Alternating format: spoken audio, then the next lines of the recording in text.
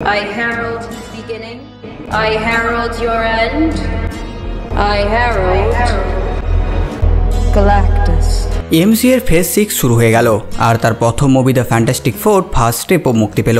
আর আপনাদের মধ্যে প্রায় অনেকেই সেই মুভি দেখে ফেলেছেন, আর আমিও হাজির হয়েছি সেই মুভিটারই রিভিউ নিয়ে, যে কেমন হয়েছে মুভিটি, মার্বেল কি কামব্যাক করলো। তো সেই সকল প্রশ্নের উত্তরের জন্য চলুন শুরু করি আজকের এই নতুন ভিডিওটি। প্রথমে কথা বলে নেব এই মুভিতে কে কে আছে। তো মিস্টার ফ্যান্টাস্টিক যাকে প্লে করেছে পেড্রো পাস্কেল, সুই স্টর্মকে প্লে করেছে ভ্যানেসা কিরবি, জনি স্টর্মের ক্যারেক্টার প্লে করেছে Joseph Quinn, Ebon Moss play করেছে ব্রেন গ্রিমকে। এছাড়া মুভিতে গ্যালাক্টাস, সিলভার সার্ফার তো আছেই। যদি কথা বলি কাহিনীর ব্যাপারে, তাও স্পয়লার ফ্রি।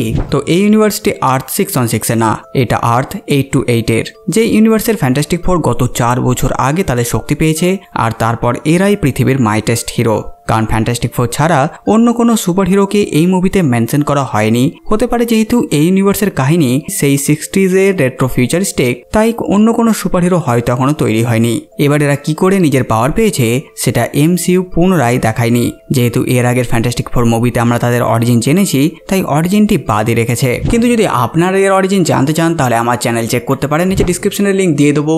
এই ফ্যান্টাস্টিক ফোর কারা, তারা কি করে নিজের শক্তি পেয়েছে, এর অরিজিন স্টোরি, কমিক অরিজিন যেটা, সেটা আমি আপনাদের জন্য অলরেডি বানিয়ে দিয়েছি। তো এইভাবে ফ্যান্টাস্টিক ফোরের জীবন চলতে থাকে। আর একদিন এই পৃথিবীতে সিলভার সার্ফার এসে হাজির হয় একেবারে কমিক স্টাইলে, আর বলে গ্যালাক্টাস এই প্ল্যানেটকে খেতে আসছে, তাই নিজের শেষ সময়টা আপনজনদের সাথে কাটাও।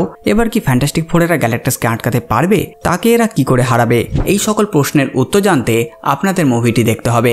মুভি রান টাইম 1 ঘন্টা 55 মিনিটের, যেটা স্নিগ্ধর কাছে ছোট মনে হয়েছে, কিন্তু আমার মতে এই স্টোরির জন্য এটা পারফেক্ট রান টাইম।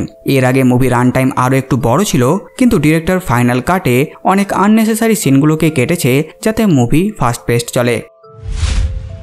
সুপারহিরো সিনেমাতে সুপারহিরোদের পরিচয় হচ্ছে তাদের কস্টিউম, আর এই মুভিতে আমরা সবাইকেই নিজের নিজের কস্টিউমে দেখি। পুরো ফ্যান্টাস্টিক ফোরের কস্টিউম পুরো কমিক অ্যাকুরেট। 1983 থেকে যেই কমিকগুলো এসেছিল সেগুলোতে আমরা তাদেরকে এই ধরনের কস্টিউমে দেখেছি। তাছাড়া ফিমেল সিলভার সার্ফার, সালা বাল আর গ্যালাক্টাসের কস্টিউমও ভালোই ছিল। আমাকে গ্যালাক্টাসের লুক দুর্দান্ত লেগেছে। এবার যদি কথা বলি পারফরমেন্সের, তো এদের পারফরমেন্স নিয়ে প্রশ্ন করলে এদের ছোট করা হবে। পারফরমেন্স সবারই দারুণ ছিল। Pedro pascal, Vanessa Kirby, Joseph Quinn এবং মস সবাই নিজের নিজের ক্যারেক্টারকে খুব সুন্দরভাবেই প্লে করেছে। আর গ্যালাক্টাসের পারফরমেন্স তো আছেই। সে বেশিক্ষণ স্ক্রিনে নেই, কিন্তু যখন সে এসেছে ভেতরে ভয় ঢুকিয়ে দিয়েছে যে এবার কি হবে।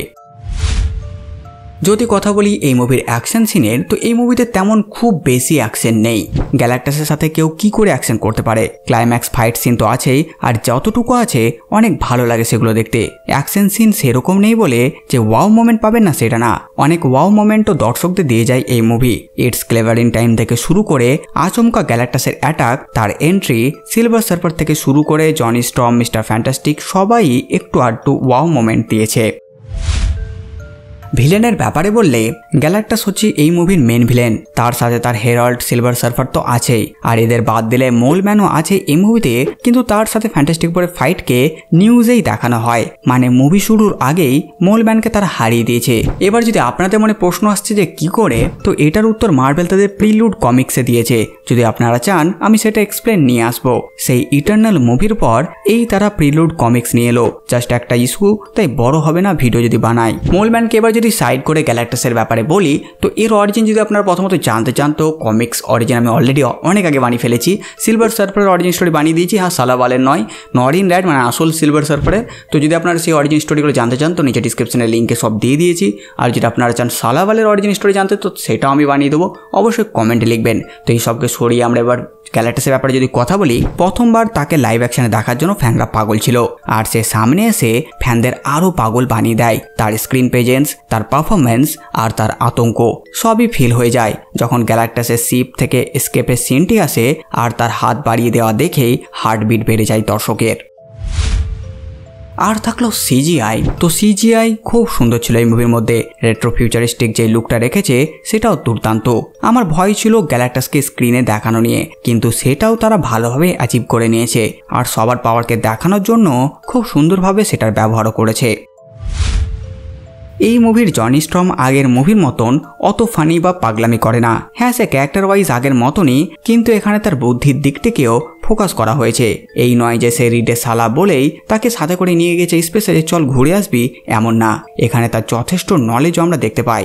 যদিও সব থেকে বুদ্ধিমান আর্থ স্মার্টেস্ট ম্যান রিড রিচার্ড তো আছেই, কিন্তু এই মুভিতে তার সে বুদ্ধিমত্তাকে সেভাবে তুলে ধরেনি। মানে যে স্মার্টেস্ট ম্যান সেটা ফিল হয় না, মনে হয় যে হ্যাঁ সে ইন্টেলিজেন্ট।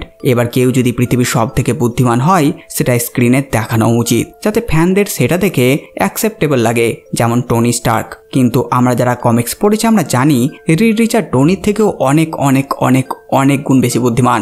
আর এই রিড রিচার্ড আগামীতে ডুমসডে আর সিক্রেট ওয়ার্সে লিড করবে, তো সেই হিসেবে তার ইন্টেলিজেন্টকে দেখানো হয়নি। হ্যাঁ, এটা বোঝানো হয়েছে যে যেখানে অন্য ইউনিভার্সে মানে মেন এমসিইউ এতদিনে মানে 2026-এ সবাই মাল্টিভার্স সম্পর্কে জেনেছে, সেখানে ওই ইউনিভার্সে রিড রিচার্ড 60s-এই এর ব্যাপারে থিওরি বানিয়ে দিয়েছে, কিন্তু অত গভীরে ফ্যানরা ভাবে না।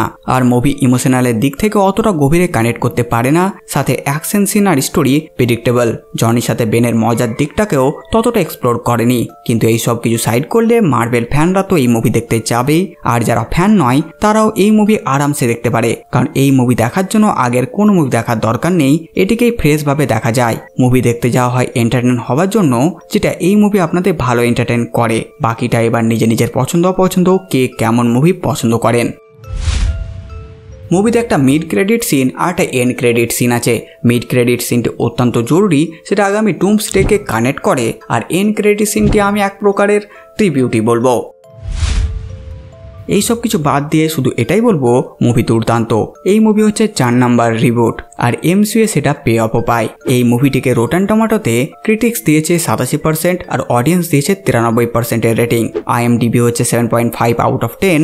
90% গুগল ইউজার পছন্দ করেছে এটি। আর আমি দেবো এই মুভিটিকে 9.4 আউট অফ 10। একদম ফ্রেশ একটি মুভি, যেটা এমসিইউ বাকি মুভির সঙ্গে কানেক্ট করে না, অথচ এমসিইউ এরই অংশ। আপনারা আপনাদের মতামত রেটিং নিজে কমেন্ট অবশ্যই জানাবেন। তো বাস বন্ধুরা, এই ভিডিওতে এতটুকুই। আপনারা কমেন্ট করে জানান ভিডিও আপনাদের কেমন লাগলো।